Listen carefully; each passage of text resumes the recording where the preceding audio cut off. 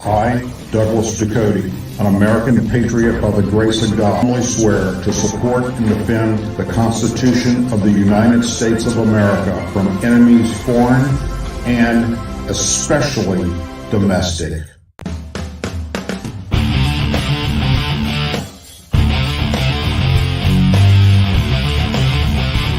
I, Douglas Ducote, an American patriot by the grace of God, do solemnly swear to support and defend the Constitution of the United States of America from enemies foreign and especially domestic.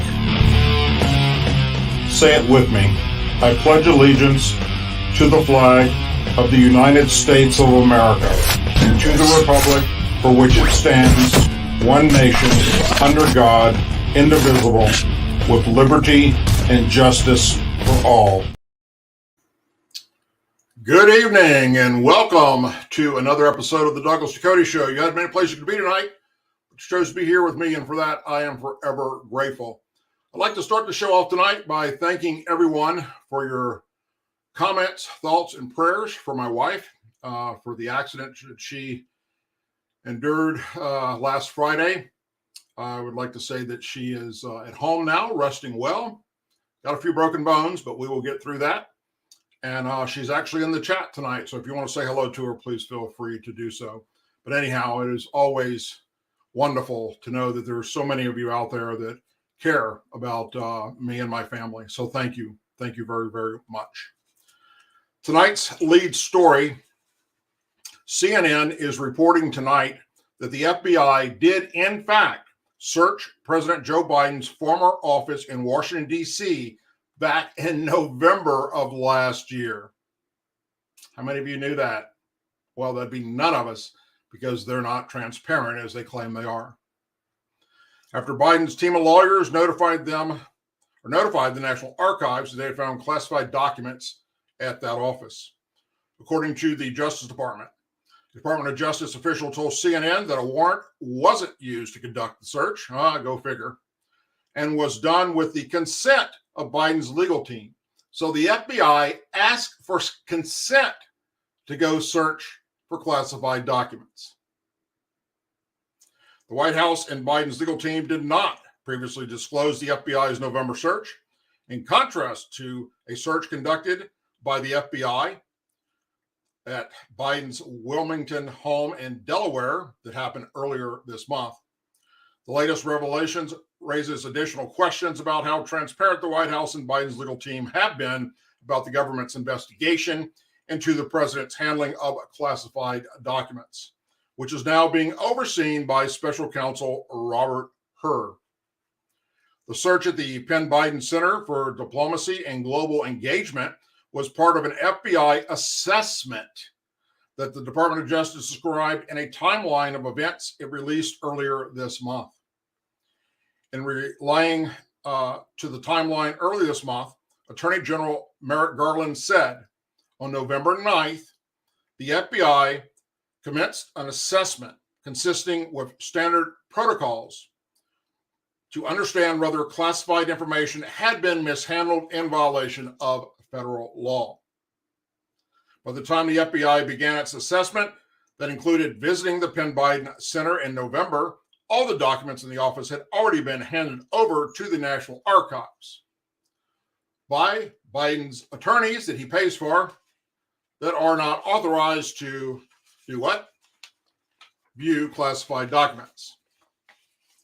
The purpose of the FBI visit, not raid as they did with former President Donald Trump, was to ensure that nothing was left in the office and assess what documents were stored, according to the DOJ.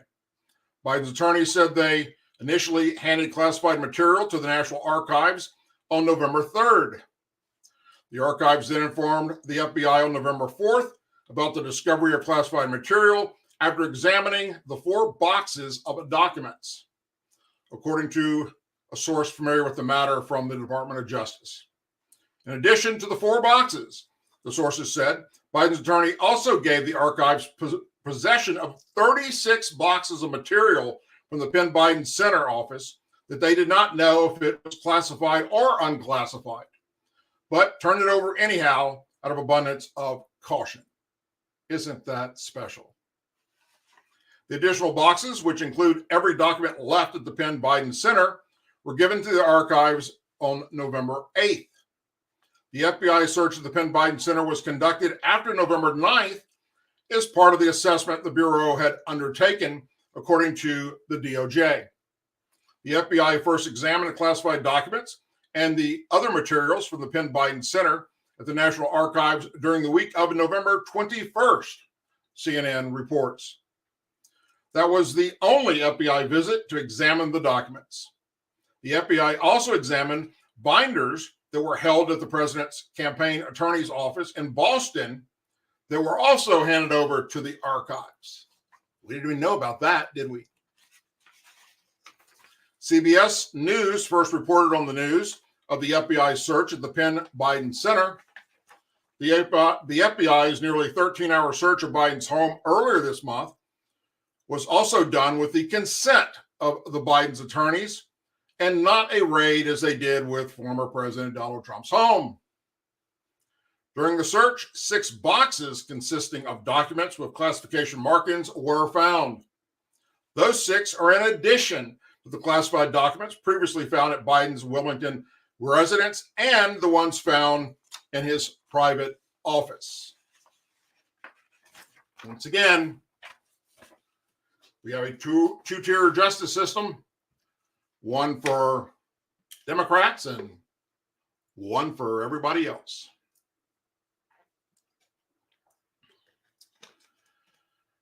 Pay very close attention to this next story because I'm going to need your help with it.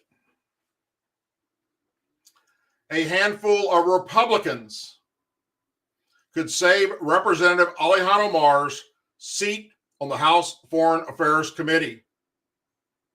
I will repeat that. A handful of Republicans in Congress could save Representative Ilhan Omar's seat on the House Foreign Affairs Committee. Speaker Kevin McCarthy tries to fulfill his promise to eject her over what he described as anti-Semitic remarks. McCarthy is met with holdouts yesterday in an effort to persuade them to vote for his resolution to give Omar the boot over her repeated comments against Israel. Last week, McCarthy unilaterally removed Representative Adam Schiff, Democrat California, and Eric Swalwell, Democrat California, from the House Intelligence Committee, a select committee, citing national security concerns, because Swalwell was sleeping with a Chinese spy, and Schiff is a freaking liar that's been caught time and time again lying to the American public. However, the Foreign Affairs Committee that Ilhan Omar is on is a standing committee, meaning a full House vote is needed for McCarthy's resolution to remove Omar. With me so far? In a tightly divided House, McCarthy can only afford to lose 4 votes to pass the resolution without any Democrats. And of course, no Democrats will vote for this. So if 4 Republicans vote against McCarthy and say, let's keep her, then she stays. And Representatives Victoria Sparks, Republican Indiana, Nancy Mace, Republican South Carolina, and Ken Buck, Republican Colorado, have so far signaled they will vote against it. So there's 3 right there. Additionally, Representative Greg Stroop, Republican Florida, is recovering at home with an injury, giving McCarthy 0 wiggling room with this vote. F. Republican Stroebel is well enough to return to D.C. Prior to the vote, he will support her removal from the committee, his office told Fox News Digital yesterday evening. Mace told Fox News on Friday that booting Omar from her committee amounts to a form of cancel culture. There's a First Amendment in this country. We don't have to agree with everything that members say, May said. I'm not a fan of Ilhan Omar. She is an anti-Semitic. She is a bigot. She is a racist. She is a socialist, she said. But that doesn't mean that we cancel people in this country. Republicans don't stand for cancel culture. And that's exactly what this is. Mace's office told Fox News Digital yesterday morning that the Congresswoman is still against removing Omar from the Foreign Affairs Committee, but is waiting to discuss it further with lawmakers before announcing her final decision. Sparks wrote a statement last week arguing against Omar's removal, saying 2 wrongs don't make a right, and that Speaker McCarthy needs to stop bread and circuses in Congress and start governing for a change. This is a Republican saying this stupid ass shit. Buck, a member of the House Freedom Caucus, told NBC News' Chuck Todd he is against Republicans removing Democrats like Omar from their committees. I think that we should not engage in this tit for tat, Buck said. Buck's office later told Access he right now wouldn't support the removal of Representative Omar from her committee seat. Omar accused Republicans of Islamophobic on Sunday on CNN's State of the Union alongside Schiff and Swalwell after McCarthy removed the latter 2 from the Intelligence Committee. It is politically motivated, and in some cases motivated by the fact that many of these members don't believe a Muslim refugee, an African, should even be in Congress, let alone have the opportunity to serve on the Foreign Affairs Committee, Omar said. These people are okay with Islamophobia, she said. They're okay with trafficking in their own ways and anti-Semitism. They are not okay with having a Muslim have a voice on that committee. Omar previously labeled McCarthy a racist and xenophobic for trying to remove her from the Foreign Affairs Committee. McCarthy has said he is removing Omar from the position as she has upset many of her colleagues in the past with controversial anti-Israel statements that highlighted anti-Semitic tropes. Omar once said, "It's all about the Benjamins, baby," to explain why McCarthy criticized her for opposing the Jewish community and the Jewish country of Israel. She also sparked backlash for a remark comparing the U.S. and Israel to Hamas and the Taliban. Other Republicans who are reportedly undecided on removing Omar include Representative Brian Fitzpatrick, Republican Pennsylvania, David Valado, Republican California, and Representative Dave Joyce, Republican Ohio. Now, what Speaker McCarthy has failed to mention, and I don't understand why, is Omar referring to the United States military as the real terrorist when she talks about Operation Gothic Serpent in Somalia. The movie Black Hawk Down, I'm sure many of you have seen that movie, was made about this operation. Operation Gothic Serpent, codenamed Task Force Ranger, was a U.S. military operation conducted in Mogadishu, Somalia during the Somali Civil War in 1993. The primary objective was to capture Mohammed Farah Aidid, who was a Klan leader wanted for ordering attacks against United Nations troops and having them killed. So, Omar is accusing those involved, the United States Army's 75th Ranger Regiment, the United States Army Delta Force Unit, the United States Navy SEAL teams that were involved, the U.S. Army's 160th Special Operations Aviation Regiment, also known as the Night Stalkers, the 16 dead American troops, and the 97 that were wounded, all during this operation, as terrorists.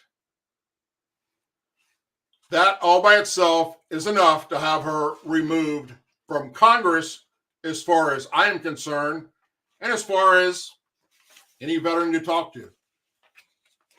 So, here's where you come in at. I'm asking everyone to join me in support of our military men and women and all military veterans by contacting these Republicans by phone, email, their websites, Facebook pages, Twitter accounts, and any other social media platform that you find them connected to, and tell them to vote to remove Ilhan Omar.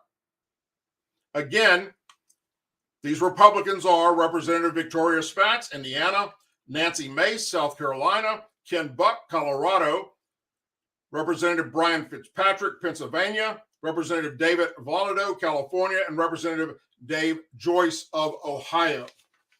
Then you can also go to the speaker's website and let him know how you feel about Ilhan Omar, the real threat to American democracy, referring to our military forces as terrorists. That is not right. Why McCarthy does not bring that up, but he brings up all this stuff about the Jewish community, which I agree is bad. Okay, I get that. And I'm all for him mentioning that. But the bigger thing here that should stick with American patriots is how Omar views our United States military and our veterans. If he would just drive that home to these holdout Republicans and then get them on record voting against it, then guess what? That is a vote against American military forces and American veterans. And I'm not a member of Congress. This doesn't take a fucking NASA rocket scientist degree to figure this shit out. It's pretty damn simple. Speaker McCarthy, do your job and nail this shit down once and for all and be done with that woman.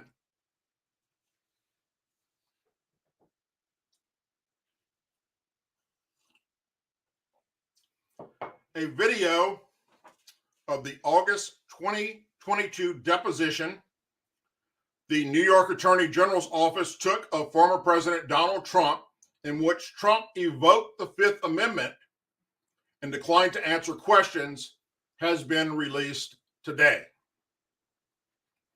Anyone in my position not taking the Fifth Amendment would be a fool, an absolute fool, Trump said at the beginning of the deposition.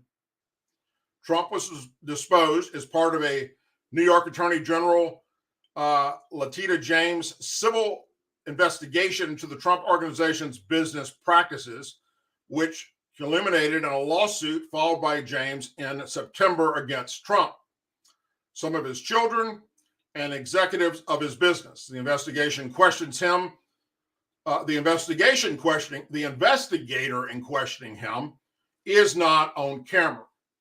James can be heard introducing herself at the start of the deposition. After the back and forth between Trump and investigators about the terms of the deposition, Trump read a lengthy statement calling James's investigation the greatest witch hunt in the history of our country, and which I agree 100% with him on that statement. He said that he would be asserting his constitutional rights to not answer questions in the deposition based on what his attorneys told him. His opening statement, which lasted nearly 7 minutes, ran through accusations that James was investigating him for political reasons and included swipes at Michael Cohen, who was a former Trump lawyer whose congressional testimony about his business practices that started the investigation, the Attorney General's probe, in the first place. He also referenced the FBI's search of his Mar-a-Lago home, which occurred 2 days before the August 10th deposition.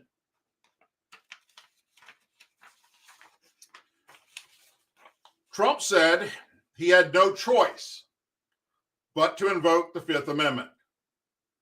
We cannot permit a renegade and out-of-control prosecutor to use this investigation as a means of advancing her political career, Trump said. Once the questioning, which included questions about his company's financial statements and how the Trump organization operated, Trump gave a candid response to refer to his invoking of his Fifth Amendment rights. The deposition unfolded over the course of several hours on August 10th. The video released today spans about 37 minutes and covers the portions of the deposition transcript that have been previously released. That being said,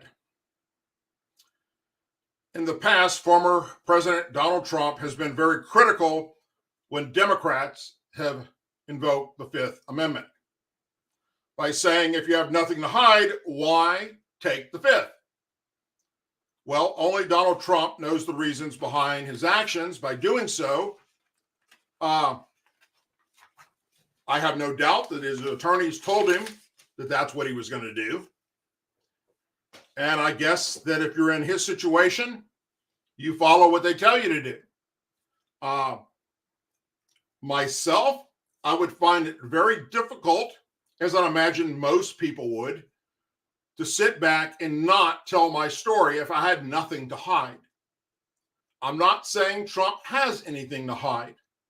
I'm just saying it'd be very difficult for me, and I'm sure you too, if your attorney told you to take the Fifth, if you knew 100% without a reasonable doubt that they're wrong.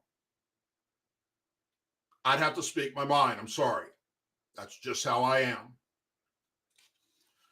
Brooklyn District Attorney Eric Gonzalez's office is looking into a number of allegations, including forged election-related documents tied to the local Democrat Party, according to a new report. Local outlet The City reported Monday that the DA's office was investigating claims from 5 people who said their names were included on petitions to remove candidates from Brooklyn's Democrat Party positions off of last June's primary ballot. Additionally, they are looking into a claim from a Brooklyn woman who says she attempted to get a job as a poll worker, but was told she had to get help gathering signatures for petitions supporting party executives. The DA's office confirmed the probe to the city, but did not give any details. All these matters are under an ongoing investigation, a spokesperson said. Now, it's a shame that it's not the federal government that's investigating this. It has to be a local DA doing it. Again, the two-tier justice system. Fox News Digital reached out to DA Gonzalez's office for additional information, but they did not get a response. The forgery allegations included one from a resident, Andrew Austin McDuffie, who lives in Brownsville, neighborhood of Brooklyn. He told the city that his name was put on petitions to remove one candidate from a ballot and added someone else. He said he met with investigators this month. They asked him, have you ever given anyone rights to use your signature? He said, why would I do that? What we do now is that we feel like we are set up, Jones said in April.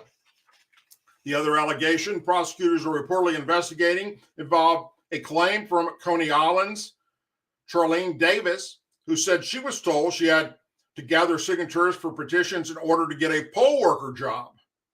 She refused to do it. Davis told the city that the DA's office asked if the petitions were for party executives Dionne Brown Jordan and Michael Silverman. In August, she told the outlet it was Brown Jordan who kept her from getting poll work after she had previously spoken out. Brown Jordan has not been accused of any crimes and has denied the allegations, although the Board of Elections reportedly confirmed she had asked for Davis to be listed as the poll workers roster as a temporary incentive. So you want to be a poll worker? Well, you have to do X, Y, and Z for me, and it requires illegal activity. That's the small print, by the way.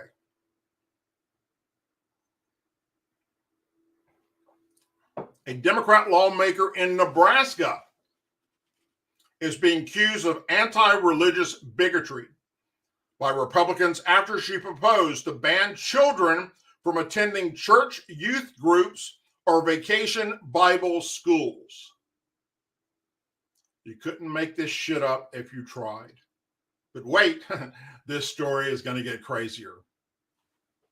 State Senate Senator Megan Hunt says her amendment, which would ban children under 19 years of age from attending a religious indoctrination camp, is intended to kill the underlying bill, LB 371, which is a measure put forward by Republicans to ban minors from attending drag queen performances. The text of the amendment asserts there is a well-documented history of indoctrination of sexual abuse by religious leaders and clergy people upon children. It is a tongue-in-cheek response to Republicans who have said children should not be exposed to sexual content at drag shows. This is an amendment that I would use to make a point, Hunt told Fox News Digital. This amendment honestly won't pass, and I would withdraw it even if it had the votes to pass. It's a device to make a point, so there's no need to worry, she said. But GOP lawmakers accused Hunt, at best, of not taking her job seriously, and at worst, displaying intolerance and saying things that are against religious communities. The bigotry she has shown in thinking this amendment and perhaps her job is a joke is alarming, Republican State Senator Julie Slame told Fox News Digital. I second Senator Slame's remarks, said Senator David Merman, who introduced LB 371. That amendment is a great example of the far left's repeated attempts to demonize Christian patriots across the state of Nebraska. Hunt's amendment states that abusers within churches and other religious institutions often use events like church or youth groups sponsoring camps and retreats to earn children's trust and gain unsupervised access to such children in order to commit sexual abuse. It defies a religious indoctrination as camp and as a camp vacation or Bible study retreat, lock-in, or convention held by a church, youth group, or religious organization for the purpose of indoctrinating children with a specific set of religious beliefs. The text mimics the underlying bill, LB 371, which Selma said keeps kids from attending hypersexualized events. LB 371 would prohibit anyone under 19 from attending a drag show and would prevent those under 21 from attending if alcohol is served. The bill defines a drag show as when a performer exhibits a gender identity that is different from the performer's gender assigned at birth, engages in singing, lip syncing, dancing, or otherwise performing before an audience for entertainment. It would make it a misdemeanor to not only bring a minor to a drag performance. Businesses or nonprofit owners who host drag shows could face a misdemeanor charge if minors are present and could be fined up to $10,000 for each violation. The goal of LB 371 is to allow our kids to be kids, not collateral damage of the woke agenda.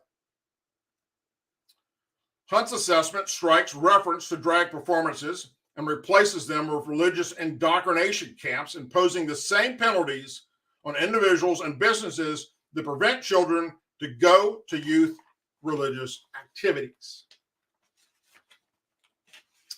Now, I'm not going to read the rest of this because it really pisses me off. Let's talk about the difference. Here's the difference. And You can Google this. You can look it up right here on YouTube. There are plenty, literally thousands and thousands of videos of drag queen shows and story hours and performances with kids involved at the front of the stage watching this that are sexually charged, where dildos are being brought out and sexual acts pretending to be performed. Now, that's that group that we want to keep children away from. The other group, primarily when we discuss this, and don't start sending me hate mail and saying anti-Catholic shit, because I was born and raised a Catholic, although I no longer am a practicing Catholic because of the hypocrisy. But the other group, the religious side, that isn't out in the open, and we find out about it and we prosecute those that are involved. Not all those that are involved in religious gatherings for youth are out to sexually abuse children. And when it's been found out, and typically it's within the Catholic Church, sadly, for some unknown reason that I don't understand, but those priests are held accountable for their actions. Where the drag queen show is all out in the open for everybody to see, to include the kids. That's the difference. Whether you want to link it together and look at the differences or not, that's up to you, the individual person and the voter.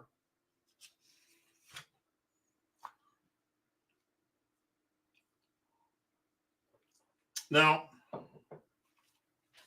before I go into this next story, let me tell you this. Those of you that follow me on a regular basis, you already know this. I supported Donald Trump first and the second go around. I've been critical of some of Donald Trump's comments. I've been critical of some of the things he's done. But when I look at the overall picture of Donald Trump as a president, when he was the president of the United States, considering all the attacks the man received on a regular basis, day after day after day, of fighting the left and Democrats that were making up 99% of the shit, good God, he did a better job in those 4 years than what we're experiencing right now. Of course, the left and Democrats will not agree to that in any way, shape, or form. Now,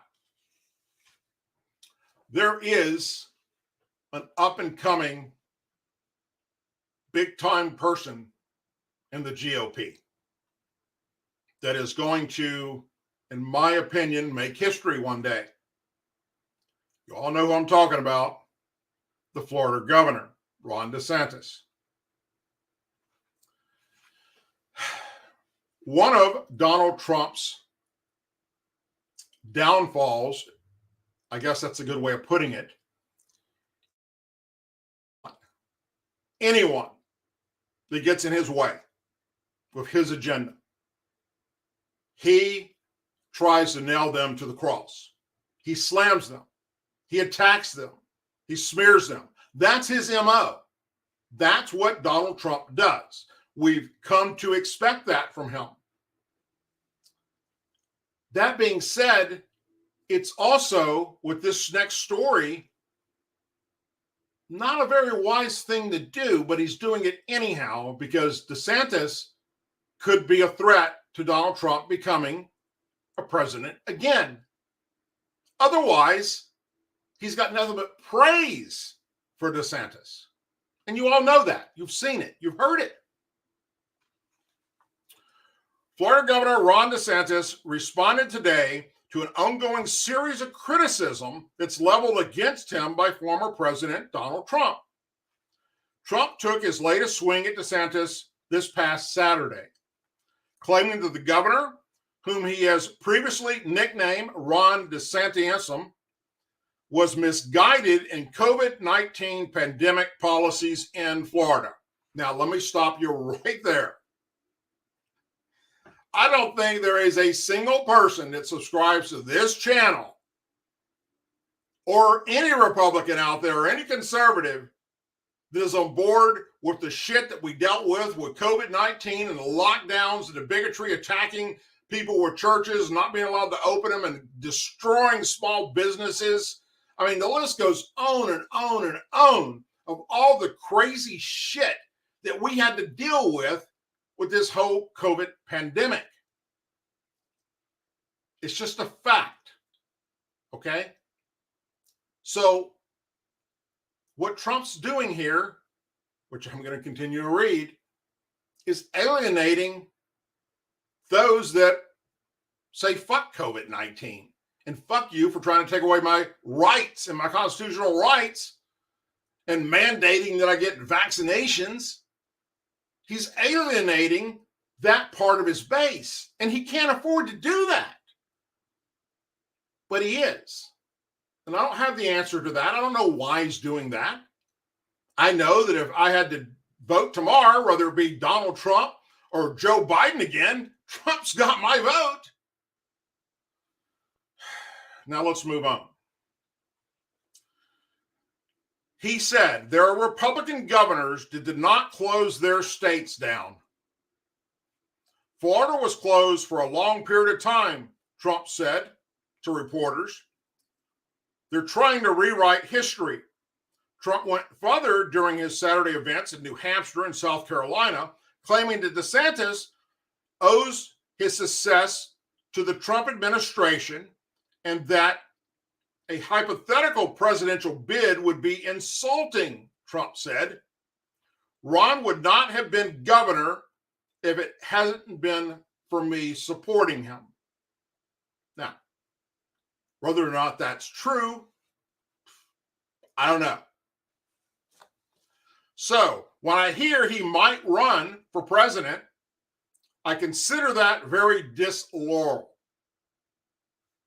Speaking at a press conference, DeSantis was asked about Trump's comments. Trump has criticized you a number of times in the past couple of days on a number of different issues, one of them being COVID in the state, said Daily Caller reporter Henry Rogers. DeSantis said, well, look, what I would say is this. I roll out of bed. I have people attacking me from all angles. It's been happening for many, many years. And if you look at the good thing about it, though, this is if you take a crisis situation like COVID, the good thing about it is when you're an elected executive, you have to make all kinds of decisions. You've got to steer that ship. DeSantis continued. And the good thing is that the people are able to render a judgment on that, whether they reelect you or not. I am happy to say, in my case, not only did we win re-election, we won with the highest percentage of the vote of any Republican governor candidate in the history of the state of Florida. Until recently, Trump was the clear and overwhelmingly front runner in the early 2024 GOP presidential nominations poll. However, in a handful of national surveys released just last month, Trump trailed DeSantis, who's standing with conservatives across the country, has soared over the past 3 years. DeSantis was overwhelmingly reelected in November for a second term leading Florida, a one-time battleground state that has turned increasingly red in the past 2 election cycles. We won by the largest raw vote margin, over 1.5 million votes, that any governor candidate has ever had in the history of Florida, DeSantis said today.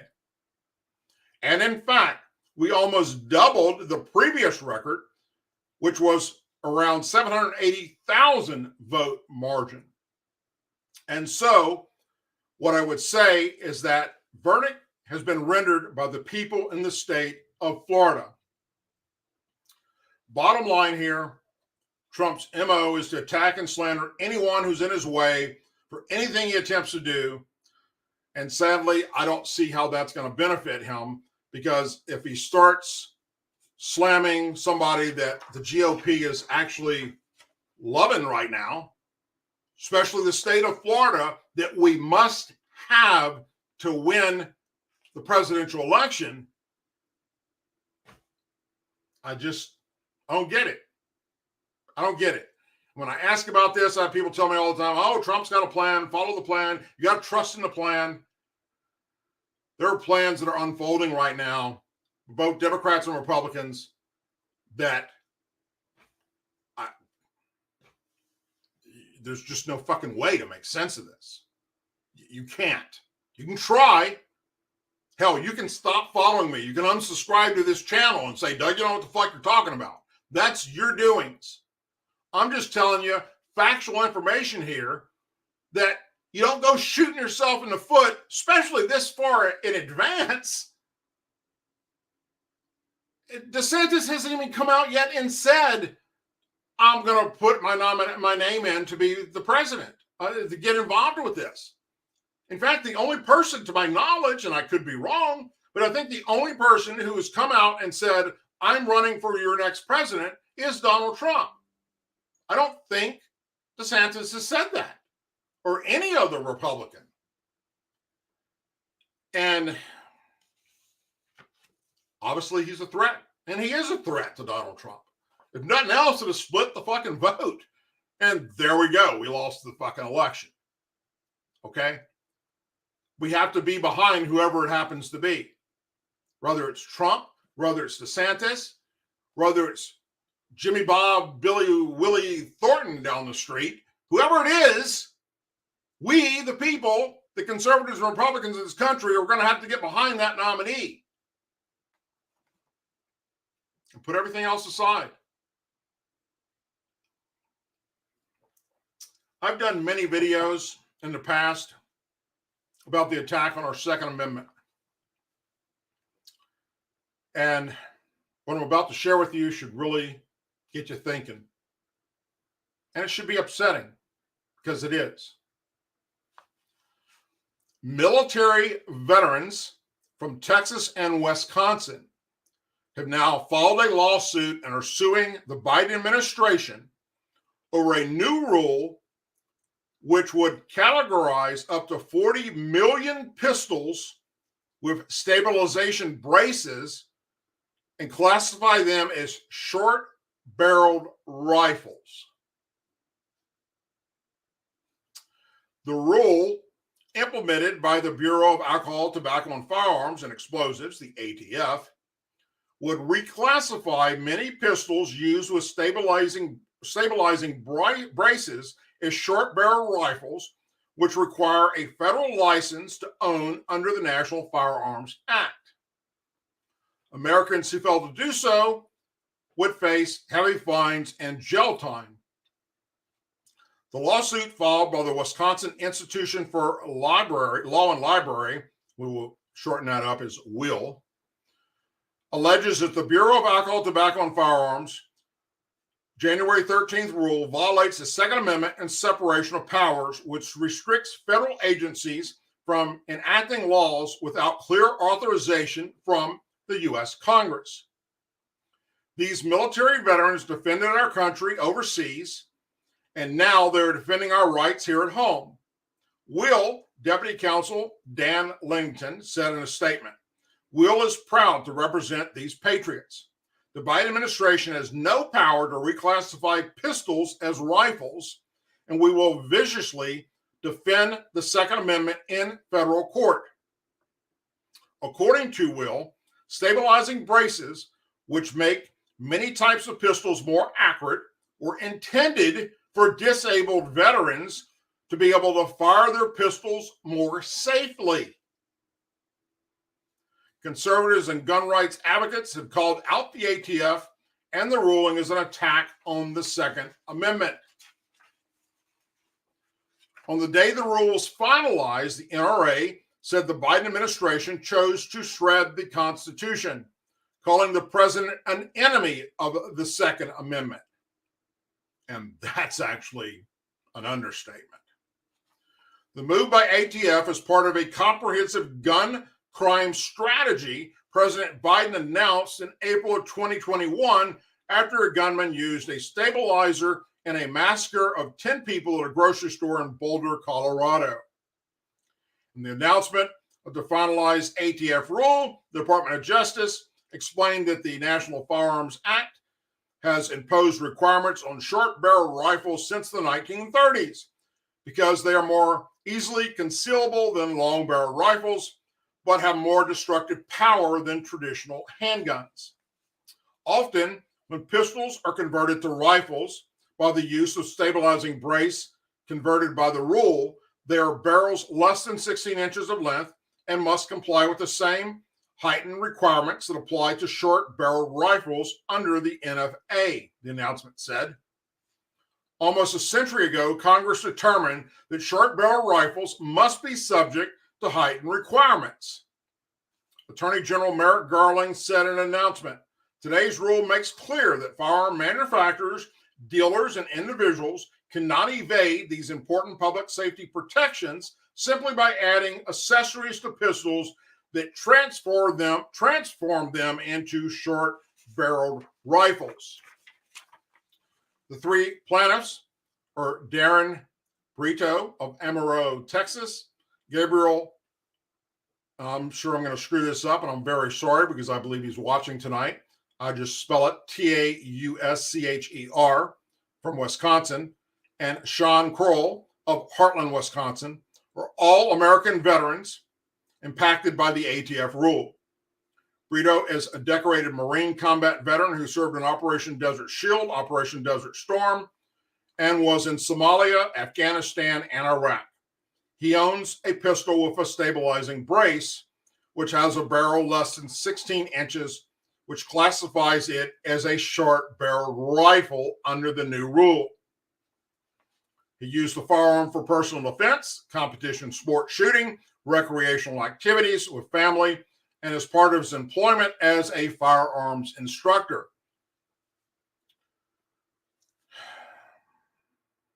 The other gentleman here served overseas as an infantry Marine and later as a security contractor after his service. In 2020, he was ambushed and shot 15 times in Minneapolis, after which he spent 85 days in a hospital where he underwent multiple surgeries. He owns a pistol that also has a barrel less than 16 inches with a stabilizing brace, which he says he uses for personal protection and recreation.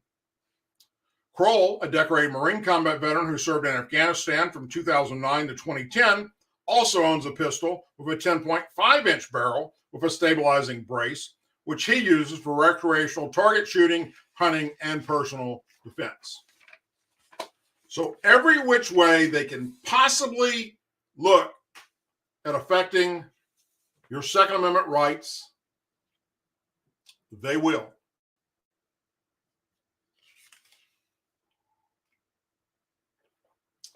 Biden's Justice Department changes presidential pardon for the worse. The Biden administration has been working overtime to erase Donald Trump's legacy and now wants to nullify a clemency decision. The Biden administration has spent the last 2 years reversing almost every decision, every executive order, or every regulation put in place by Donald Trump. This comes as no surprise on issues that largely break along partisan lines, such as climate change, gender identity, and immigration. Elections have consequences, after all. But the Biden team has now taken their crusade to erase Trump's legacy to absurd lengths, going so far as to nullify one of Trump's clemency decisions. Nowhere do presidents have more authority than when granting pardons and commuting prison sentences. Presidents turn to clemency process to right a wrongfully prosecutable wrong, as President Trump did in the case of Philip S. Forms. Now the Department of Justice is trying to undo his clemency. S. Forms was indicted on 32 counts related to his healthcare business. During the trial, a magistrate judge strongly criticized the prosecution's unethical moves to uncover and utilize information that was clearly covered by attorney-client privilege. It's easy to win a criminal case when you know the other side's strategy. And that is exactly what happened here. Pointing out that the Justice Department blatantly broke the rules and then tried to cover it up, the magistrate characterized the prosecutor's conduct as deplorable. Shockingly, the judge's findings were ignored by the trial judge. With the advantage of having illegit insider information, the Justice Department was able to convict Ellsworth on 20 counts. The jury was unable to reach a verdict. However, on 6 of the charges, Philip Ellsworth was then sentenced to 2 decades in prison. Faith groups brought the Ellsworth case to Trump's attention. Former Attorney General John Ashcroft, certainly not a person who would be characterized as soft on crime, called the prosecutorial misconduct in this case amongst the most abusive he's ever seen. Trump was asked to grant clemency to Ellsworth for the recommendation of numerous respected legal figures, including former Attorney General Edwin Meese, Alberto Gonzales, and Michael Murske, as well as former Deputy Attorney General Larry Thompson. These former law enforcement officials saw the prosecutorial misconduct as fundamentally tainting Ellsworth's conviction. Looking to right a wrong, Trump commuted his sentence to time served. But that's not the end of the story. Still, stinging from the criticism of prosecutorial misconduct 2 years later, the Department of Justice is working feverishly to reverse Trump's clemency decision. The Department of Justice intends to retry him on the 6 counts where the jury couldn't reach a verdict. Prosecutors hate when presidents exercise their clemency powers. They view a grant of clemency as, in this case, that is exactly what it was. This is a sterling move by government lawyers whose pride is hurt. In the annals of American history, no prosecutors ever tried to reverse a presidential communion in this manner. The fact is, Trump granted clemency was intended to end the government's prosecution of this man, according to those who understand the process. But with the Biden administration looking broadly to erase Trump's record, those within the Justice Department saw a 3-pronged opportunity. By retrying him, partisan operates at the Department of Justice could further erode the legacy of the prior administration. And that's all this is about, my friends. They could rewrite the history of the case to cover up the misconduct identified by this magistrate. And they could set a precedent that fundamentally weakens presidential clemency powers going forward. The Justice Department's move is audacious. But for those who believe in a strong chief executive, it represents an alarming attempt to presidential authority to review criminal cases and address unfairness, overzealousness, and other mischaracters of justice.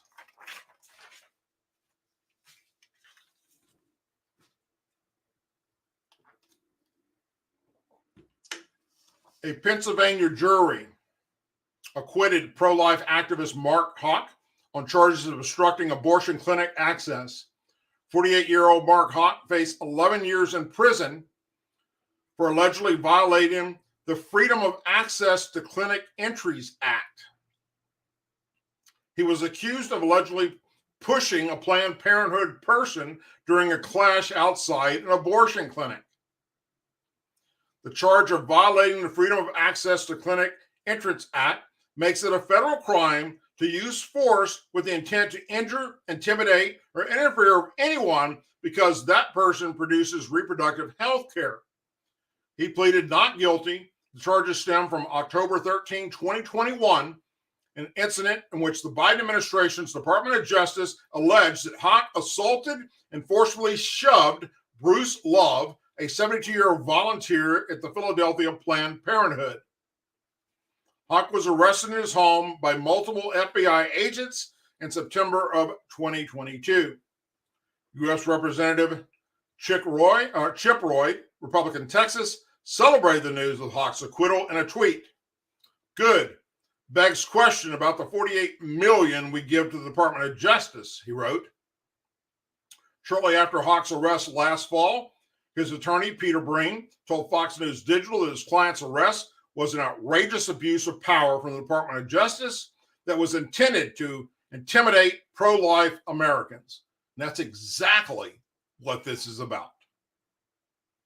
The message from the Biden Department of Justice is pure intimidation against pro-life people and people of faith, said Breen, senior counsel of the Thomas More Society. Why in the world would you send heavily armed FBI to his family's home, violate the sanctity of their home, frighten their children? Why would you do that other than to send a message? Bill Devian, a pastor who has ministered with Hawk for more than 20 years, told the Christian Post last year that it appeared federal prosecutors were stretching the statute of the FACE Act. We're deeply bothered. We are deep brothers in faith, and I've come alongside to support him because it's the presumption of innocence until the government can prove beyond a reasonable doubt that Mark Hawk violated the Freedom of Access to Clinic Entrance Act, he told the outlet. Well, they did it for the same reason they do this to Republicans, conservatives, Donald Trump, and anyone on record who supports him. It's called a two-tier justice system.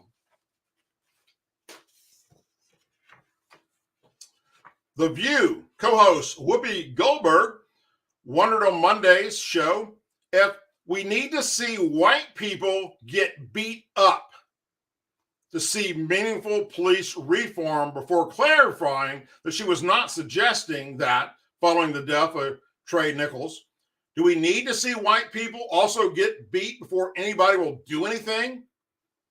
Although I'm not suggesting that, she said.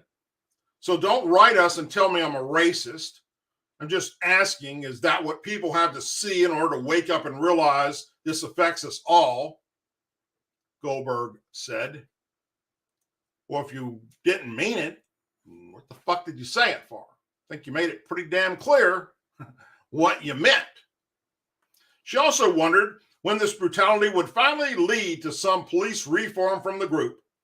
I asked this question way too many times at this table, but you know, when will the brutality finally lead to some police reform from the group? Because clearly it doesn't matter if it's a white policeman or a black policeman. So now that all those involved that were originally charged with the death of this black man were black police officers. So now they just shot their narrative down big time. Went on to say that there are many times going to have to see black youth beaten to death, beaten to the point of not being recognized, and do it over and over and over again, like Trayvon Martin, Eric Gardner, Michael Brown, Tamir Rice, Stephen Clark, Breonna Taylor, George Floyd, Troy Nichols.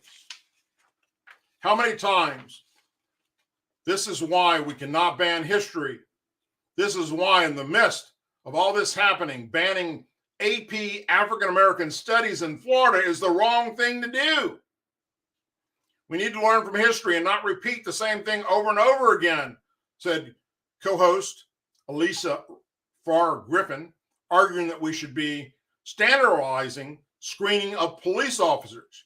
If you get federal dollars, you need to have screening like other military organizations do that flags schizophrenics, psychopaths, so they never end up on the force in the first place. We need a well-funded national database of bad cops, she said. Oh my God. So let's talk about facts here, all right? And maybe we can try and educate these liberal wingnuts. Fact. More white people get their ass beat by cops than black people. If you do something stupid, get your ass beat by a cop for doing something stupid against the cop, guess what? You just got your ass beat. Don't do something stupid. How about that? Don't commit a crime. How about that? Don't try and attack a cop. That's a great fucking way to start, right? Don't run from the cops. Don't try and take the cop's gun or his taser. Just stop being criminals. How about that? More white people get killed by cops than black people. It's a fact. Trayvon Martin and Michael Brown, which you named, were just two dumbasses who did stupid shit and got themselves killed. And that is a fact. Trayvon Martin was not killed by the police, you dumbasses. He was killed by a man he was physically beating the crap out of. And that's a fact. Another fact, Michael Brown was killed by cops, yes, because he was beating the crap out of the cop and tried to take his gun away. You say you don't want to remove history, yet, fact, that is exactly what you're doing when you're advocating for the removal of all monuments, markers, names, or anything or anyone dealing with the Confederate side of the Civil War. If you erase history, you're bound to fucking repeat it. Hell, you even advocate for the removal of anything relating to President Abraham Lincoln, who freed the slaves. Fact, there is standardization screening for police officers already in place, and it is more rigorous than the United States military. You dumb, stupid, uneducated, fucking idiots at The View.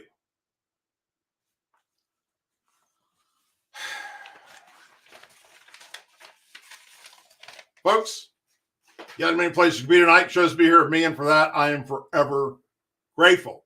If you haven't already done so, please subscribe to the channel. Also, go check out DouglasDucote.com. And all the different places you can find me on social media are in the link below to this video and all my videos. Once again, thank you all that reached out in support of my wife after her accident. Again, she's doing well. She's recovering. And we will get through these next trying weeks as I take on the job of super dad and mom here in the Ducote household, taking care of my wife and the laundry and the cooking, which I can do very, very good. It's called a credit card. I can order food like a son of a bitch and have it delivered right here to the house because I can't cook or the damn. Hell, I even cleaned the bathroom today. That's right. Scrubbed the toilet, cleaned the counter, vacuumed while my wife sat nice and comfortably with her leg propped up on the couch, as she should, coaching me along, telling me what a great job I'm doing.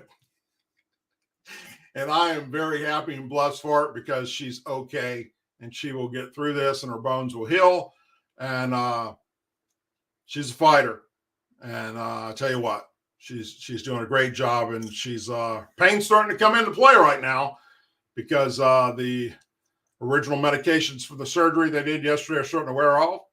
But she'll get through it, and we will continue to press forward in everything we do in life.